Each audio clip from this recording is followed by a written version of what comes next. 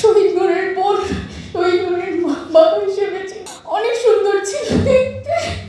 আমাদের কেউ প্রশ্ন করে না আমরা কেমন আছি, কেউ জিজ্ঞাসা করে না আমার মা কিভাবে রাত কাটায়, রাষ্ট্র কেন তার মুখ থেকে তার সন্তানকে এইভাবে কেড়ে নিল। টাকা পেয়েছেন, কত টাকা পেয়েছেন? আপনাদেরকে তো এত টাকা করে দেওয়া হচ্ছে, কিন্তু আজ 1 বছর পর দাঁড়িয়ে দেখে সব থমকে আছে। রাষ্ট্র সেদিন ভয় পেয়েছিল মাত্র 13 বছরের একটি সাহসী প্রাণকে। আমার নূরের অনেক স্বপ্ন ছিল, ও সবসময় বলতো যে আমি অনেক বড় হবো, অনেক নামি দামি হবো। ও আমাকে এভাবে বলতো, আপু দেখবা আমি এত নামি দামি হবো, সবাই তোমাদের আমার নামে চিনবে।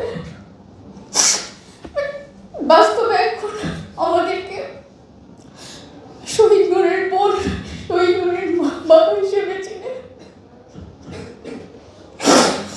আমার নূর অনেক সুন্দর ছিল দেখতে। মায়ের বুক থেকে যখন তার এত সুন্দর একটা ছেলেকে কেড়ে নেওয়া হয়, তা আবার নিজ দেশের ভিতরে, নিজ দেশের মানুষ এভাবে নির্মমভাবে গুলি করে, তখন একটা ফ্যামিলি কিভাবে বেঁচে থাকে সেটা শুধু আমরা শহীদ পরিবাররাই জানি।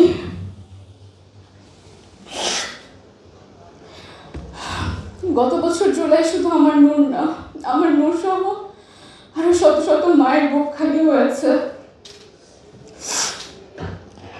সেই মুহূর্তে আমরা ভেবেছিলাম যে এই রক্ত হয়তোবা একদিন সুবিচার নিয়ে আসবে, কিন্তু আজ 1 বছর পর দাঁড়িয়ে দেখে সব থমকে আছে। হত্যাকারীরা এখনো বুক ফুলিয়ে বেড়াচ্ছে, ক্ষমতার মন্ত্র যাদের লোক তারা এখন আবারও মন্ত্র সাজাচ্ছে। কে কার আগে ক্ষমতা আসবে, কবে নির্বাচন হবে, সেই চিরচেনা নাটক। অথচ আমার গায়ের রক্ত, তার আত্মত্যাগ, তার স্বপ্ন, আমাদের শহীদ পরিবারদের তীব্র শূন্যতা কারো চোখে পড়ে না। আমাদের কেউ প্রশ্ন করে না আমরা কেমন আছি, কেউ জিজ্ঞাসা করে না আমার মা কিভাবে রাত কাটায়। আম্মু প্রতিদিন আমার ভাই জামা ধরে কান্না করে।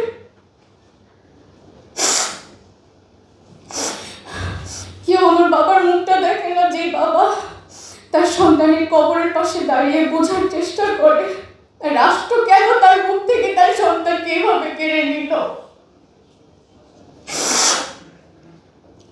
এখন আমরা শহীদ পরিবার যেখানে যাই, সবাই আমাদেরকে একটা কোশ্চেন করে, টাকা পেয়েছেন, টাকা পেয়েছেন, কত টাকা পেয়েছেন? আপনাদেরকে তো এত টাকা করে দেওয়া হচ্ছে, কিন্তু মানুষ তো বোঝেন না যে এই টাকা আমাদের এই তীব্র শূন্যতা কখনো পূরণ করতে পারবে না।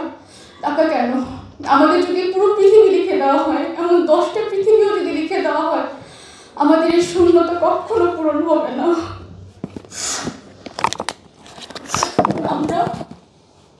আমি অন্তত আমার সকল শহীদ পরিবারের পক্ষ থেকে আমি সবার সামনে বিচার চাচ্ছি।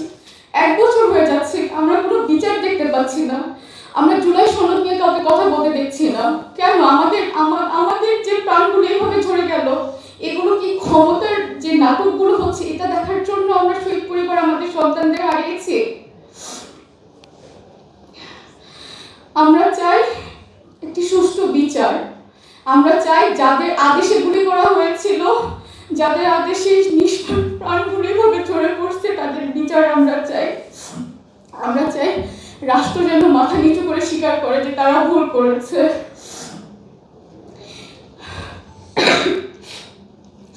আমার ভাইদের রক্তের বিনিময়ে যে নতুন স্বাধীনতা পেয়েছে, সেটা যদি শুধু ভোট আর ক্ষমতার কারণ হয়, তাহলে এই স্বাধীনতা আমরা মানি না। আমরা রক্ত দিয়েছি নতুন করে বাঁচার জন্য, আমরা রক্ত দিইনি এই নির্বাচনের নাটক দেখার জন্য। এই মুহূর্তে দাঁড়িয়ে আমি শুধু বিচার চাই আর আমাদের জুলাই সনদ চাই।